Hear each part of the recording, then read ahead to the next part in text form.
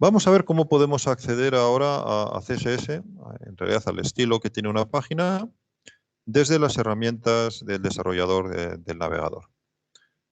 Aquí estamos en una página, bueno, relativamente simple. Lanzamos las herramientas de desarrollador y tenemos una pestaña de la que ya hemos hablado, que es la del Inspector. Pero si os acordáis, en el Inspector estuvimos viendo esta parte de la izquierda, que es donde nos sale el DOM de la página. Y habíamos hablado muy poquito de la parte de la derecha, que es justamente donde se está tratando todo lo que tiene que ver con CSS. Lo primero que vamos a ver es cómo están incluidas aquí las hojas CSS. Para eso nos vamos a la cabecera en el DOM y vemos por aquí, tendremos en algún lado, a ver, tenemos aquí un elemento script, seguimos, aquí tenemos hojas de estilo. ¿Veis que es muy parecido a como acabamos de ver hace un poquito las hojas embebidas? La diferencia es que ahora lo que hacemos es, perdón, en este caso es lo mismo que hemos visto antes, son hojas embebidas y por lo tanto tenemos las mismas que tenemos por aquí. Y lo que están haciendo estas hojas de estilo es incluir lo mismo que antes. Y luego tenemos algunas que están cogidas de otro sitio. Por ejemplo, esta de aquí está metida con un enlace. ¿Lo veis? ¿Vale? Estas de aquí en realidad, vamos a verlas, para que entendáis mejor lo que me estoy refiriendo, vamos a verlas sobre el código fuente de la página, porque aquí el inspector nos está haciendo un truco, ahora os lo explico. A ver el código fuente, lo tenemos aquí. Entonces, si os fijáis, a ver, estas son JavaScript, aquí tengo estilo. Entonces, podéis ver cómo aquí lo que estoy haciendo es pudiendo importar esta página CSS, que es la página base CSS, por ejemplo, dependiendo ya del tipo de media en el que esté. En este caso, la media pantalla. O sea, el tipo de display, digamos, es pantalla. Si me bajo un poquito más, a ver, ¿dónde está lo que os quería enseñar? Sí, tenemos esta otra, que es la que estábamos viendo antes, donde estamos con un enlace cogiendo directamente una página en concreto, que es esta de aquí. Vamos a ver cómo funciona un poquito este pequeño jaleo de distintas formas de importarla que tenemos a la hora de verlo ahora ya en el inspector. Entonces son todas estas que hemos visto aquí y para entender cómo funcionan vamos a coger, por ejemplo, aquí el inspector y recordar que aquí en este iconito de la izquierda podía picarlo para seleccionar un elemento cualquiera. Voy a seleccionar este, por ejemplo, de aquí, que me va a permitir ver algunas cosas sobre cómo funcionan las hojas de estilo. Entonces, lo primero que hago es seleccionarlo. Recordar que me lo he seleccionado aquí. Veis que este texto es el mismo, es un elemento P. Y aquí a la derecha me ha desplegado la parte de CSS. Voy a cerrar esto un poquito para que veamos mejor, y esta parte de aquí que ahora no nos hace falta, para que veamos mejor la parte de CSS. Bien, lo primero que tenemos es que al seleccionar el elemento me muestra todo el CSS que le afecta. Entonces, el primer CSS es el que pudiera afectar al elemento directamente, o sea, que estuviera embebido en el elemento. En este caso no tenemos nada, por lo tanto esto me sale vacío. Pero cuando aquí pone inline, embebido, pues no tenemos nada. Lo siguiente que me sale es lo que afecta al elemento por estar seleccionado por algún selector. Entonces podéis ver cómo aquí tengo este selector P que le puede afectar a él. Si quiero ver cómo es el selector en el documento original, lo puedo simplemente picar aquí. Daros cuenta que es uno de los que hemos importado antes. Si pico en él, me voy a esta otra ventana que hasta ahora no hemos visto y que es la del editor de estilos. Y daros cuenta también que tengo aquí a la izquierda todos esos estilos que he visto antes. Este es base CSS, por ejemplo, que tiene una única regla, que importa en realidad esta hoja que tenemos aquí. Y en este caso podemos ver aquí el texto que corresponde al documento CSS que me está generando la regla que yo estaba viendo en el inspector. El elemento P se ve afectado por estos dos cambios de propiedad, margen y alto de línea o altura de la línea. Si volvemos al inspector, pues son estos dos mismos que hay aquí. ¿Vale? Por lo tanto, de esta manera, picando por aquí por la derecha, podemos ir a la definición original de esta propiedad en el documento que me he descargado, en el documento CSS que me he descargado, que como veis además pues pueden ser varios. Pero además aquí puedo interaccionar, no solamente puedo ver esas propiedades, sino que puedo interaccionar. La primera interacción, ya veis, es estos ticks que tengo aquí, que me permiten activar o desactivar cada uno de los cambios de propiedad. Entonces, por ejemplo, aquí tengo dos cambios de propiedad y si yo quiero desactivarlo, pues simplemente le pico ahí y le pico aquí. Entonces, veis que han pasado cosas aquí cuando yo lo estaba picando. Por ejemplo, cuando pico este, pues veis que el espacio que hay aquí entre el párrafo y lo siguiente, que es ubicación, se hace más grande o más pequeño. ¿Lo veis? Para poder hacer ese espacio más grande o más pequeño, también me cambia toda esta parte de la izquierda y demás, pero eso ya tiene que ver con cómo está la plantilla HTML, que por ahora no nos importa mucho. Como es, perdón, no la plantilla, he dicho, todo el layout, la maquetación completa de la página. Lo que está ocurriendo aquí en realidad es que margin, ahora lo vamos a ver un momento, nos está afectando al margen inferior que tiene este párrafo y cuando lo desactivo, pues el margen inferior es un poquito más grande, por defecto es un poco más grande que el que tengo y entonces pues esto baja un poquito. Y el tamaño de la línea, que lo veis aquí, pues hace que el tamaño del espacio interlineado o el tamaño total que tiene la línea pues pase de ser 1, que es lo que hay por defecto, que sería esto, o sea, la altura de la línea es, digamos, la normal, a 1,5, que es este. Entonces, daros cuenta que simplemente aquí picando, pues lo activo o lo desactivo. Pero además también puedo cambiarlo. Por ejemplo, imaginaos que yo quiero un espacio bastante más grande. Por ejemplo, quiero 2 perdón, 2 pues ahí veis que es bastante más. De hecho, si quiero uno exagerado, puedo poner 4, mucho más. O puedo poner la mitad. Fijaros, ya la mitad casi ni se lee, claro, porque cada línea queda montada sobre la anterior. Bueno, lo puedo dejar como estaba. Entonces, daros cuenta que lo que estoy haciendo es cambiando las propiedades directamente, obviamente solamente en el DOM local, no en la página original, pero puedo ver enseguida el efecto de cambiar una propiedad, activarla, desactivarla, y me puedo crear propiedades nuevas. Por ejemplo, font size, por elegir uno, y le digo el tamaño, y le digo, pues no sé, small. Bueno, en este caso el font size small no me lo puedo poner porque tengo alguna otra declaración que hace conflicto con ella. Bueno, de hecho, en este caso es que me he equivocado al escribirla, no es que no lo pueda poner, perdón, me extrañaba a mí, porque si le pongo small bien puesto, pues sí me la pone en small, ¿vale? Entonces podemos ver aquí el efecto de ponerla en small, pues esto es normal y esto es small. El que aquí salga normal o no, más grande, más pequeña, tiene que ver con muchas cosas que ahora no nos importan, pero small es simplemente un tamaño, no tiene por qué ser menor que el tamaño por defecto que tenga ahora y de hecho ahora veremos que hay otros seleccionadores que le afectan para que sea tal tamaño o tal otro. En cualquier caso, habéis visto cómo me puedo añadir una propiedad y le puedo darle un valor, puedo cambiarlas, los valores y puedo activarlas o desactivarlas. Puedo seguir un poquito hacia abajo y podemos ver cómo me aparecen otros CSS que aparentemente están afectando también a este elemento. Pero este me parece tachado. Primero entendamos por qué lo tenemos aquí. Fijaros, nos dice heredado de div region content. Si localizamos region content, lo tenemos que tener por aquí. Este sostenido quiere decir que tiene que tener el identificador region content. Entonces, dejarme que lo busque. Aquí está. Este selector que pone aquí heredado de region content. Perdón. A ver, document content, un segundo, que me aclare.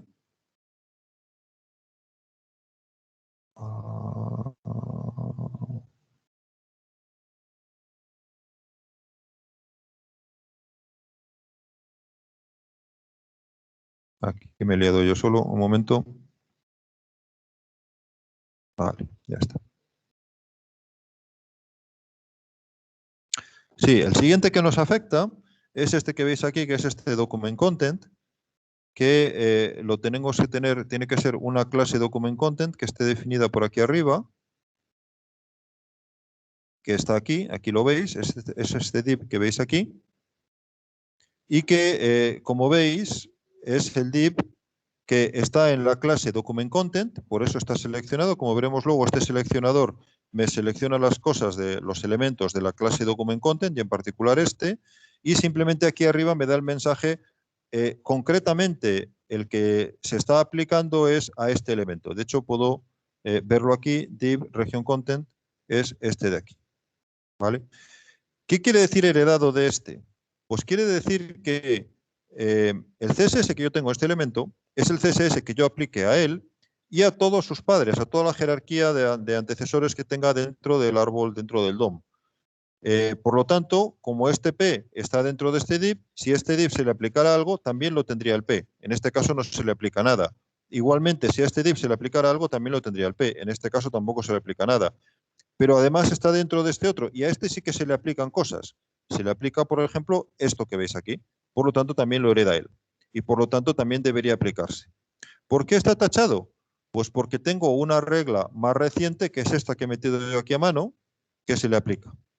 Y esa regla lo que quiere decir es, y este tachado quiere decir, esta de aquí tiene más precedencia.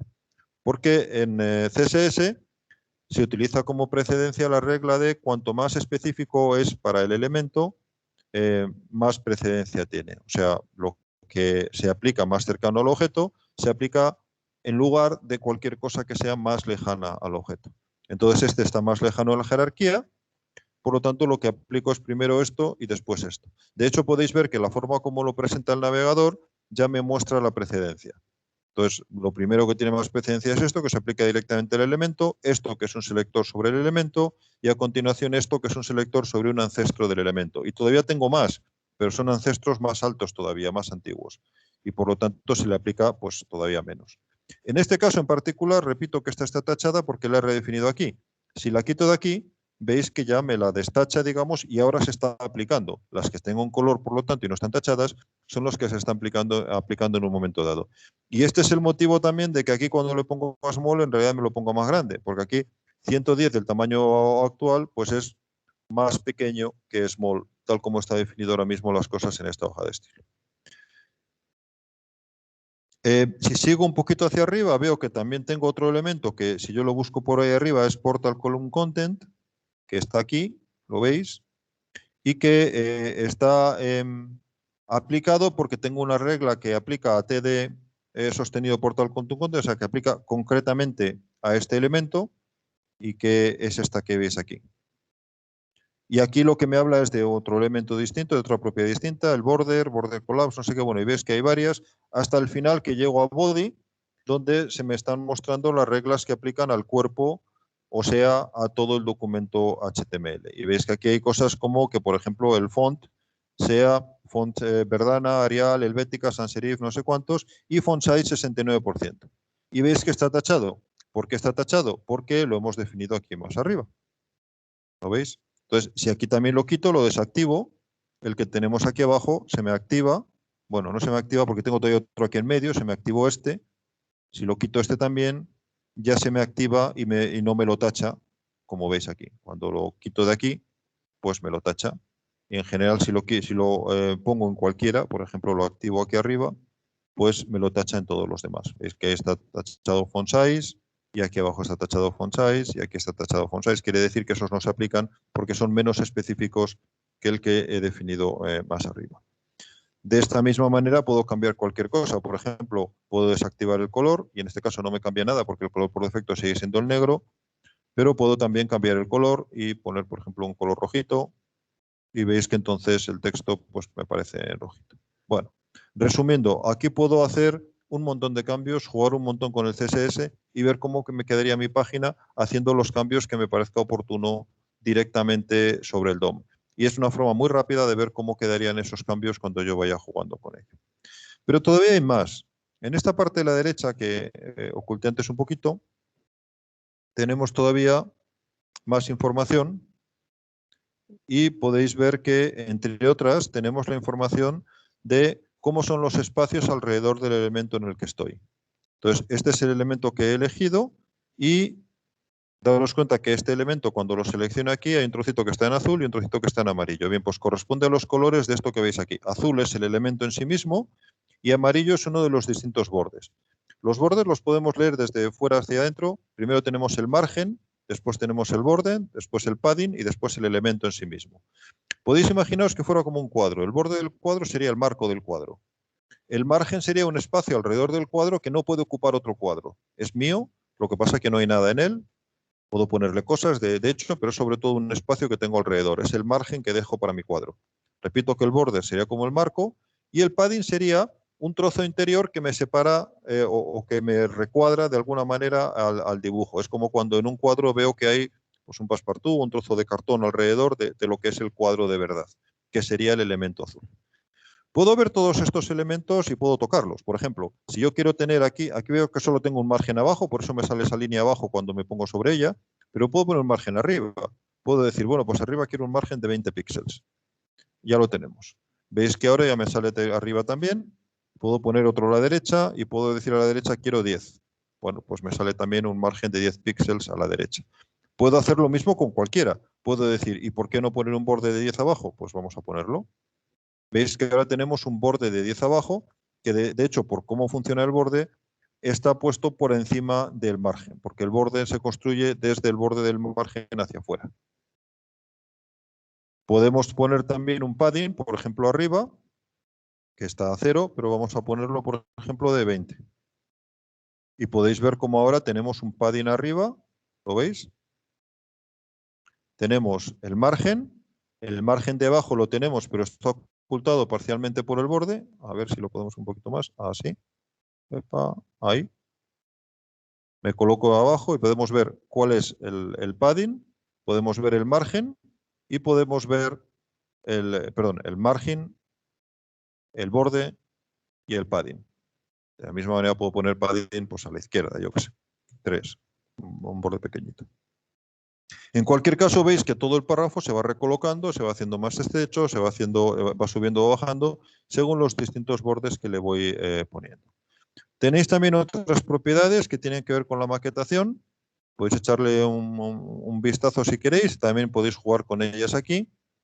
Y luego tenéis aquí algunas otras pestañas que también pueden ser útiles. Por ejemplo, Computed me da los valores concretos que se están aplicando ahora. O sea, después de aplicar todo esto que hemos visto aquí en la columna del medio, estos son los valores concretos que tengo ahora. Aquí ya no tengo de dónde salen cada uno de esos valores, sino que tengo el valor exacto que hay ahora. Aquí veo de dónde sale. Si lo despliego, me dice, vale, el valor sale de aquí. Este valor es así porque en body dice normal. Y eso lo tienes definido en este fichero que ves aquí. Y así lo puedo ver para todos estos valores que me dicen, por lo tanto, el valor computado para todas esas propiedades. En Changes tengo los cambios que se están produciendo, que son los cambios que he estado haciendo yo sobre todas estas cosas originales que había. Por ejemplo, aquí están los cambios que he hecho sobre los bordes, los márgenes, etcétera, y que también se han reflejado aquí. Daros cuenta que me los he ido poniendo aquí como propiedades embebidas. O sea, lo que he cambiado a pelo, por así decirlo, me lo he puesto aquí como propiedades embebidas, inline. Y también me lo he escrito aquí, por cierto, si os fijáis, aquí me ha metido antes un elemento style que antes no estaba y que es la forma de meter propiedades embebidas. El elemento style simplemente veis que se detalla a continuación el CSS correspondiente. No me hace falta selector porque style aplica solo al elemento en el que estoy ahora mismo. Más cosas, pues tengo también la pestaña de fonts, donde puedo elegir el tamaño de los fonts de una forma pues un poco más agradable, por así decirlo, con un slider, veis que así lo hago más grande, más pequeño, y me lo va cambiando. Puedo ver aquí cuál es el font que estoy poniendo, aparte que me dice aquí también en puntos. Puedo cambiar también el interlineado, igual que decía antes, lo veis, por ejemplo, así, o el espaciado, veis, así consigo distintos espaciados, o que la letra sea más oscura o más clara, o sea, más negrita o menos negrita, ¿vale? Y de nuevo aquí me va poniendo cada uno de ellos y puedo decir que sea itálica. Puedo ver cómo va apareciendo, puedo ver aquí cómo es el estilo y esto lo podría copiar directamente en una hoja CSS si me interesara. Y lo tengo aquí recordar en cambios y aquí si le doy a copiar todos los cambios me los copia al portapapeles y lo puedo pegar después en mi editor, por ejemplo. Entonces daros cuenta que esta también es una forma muy fácil de hacer una hoja de estilo directamente jugando con ello y consiguiendo aquí todos los cambios. Bueno, y la última pestaña es para animaciones, que en este elemento no tenemos y por lo tanto, bueno, pues no nos dice nada. Y poco más. Daros cuenta que lo que hemos visto entonces es cómo interaccionar con los estilos CSS desde el propio navegador, cómo jugar con ellos, y os lo recomiendo porque es una forma muy buena para aprender cómo está todo esto funcionando en una página cualquiera. Podéis, por lo tanto, también ir a un sitio web cualquiera que os guste, cargarlo en las herramientas del desarrollador y ver con detalle los elementos que os gustan, por qué son de la forma que son. Y poder ver pues, qué tipo de letra están usando, qué parámetros para, no sé, el interlineado, el espacio entre letras, lo que queráis, y poder básicamente copiar ese tipo de información y utilizarla para vuestra práctica si eso os interesa.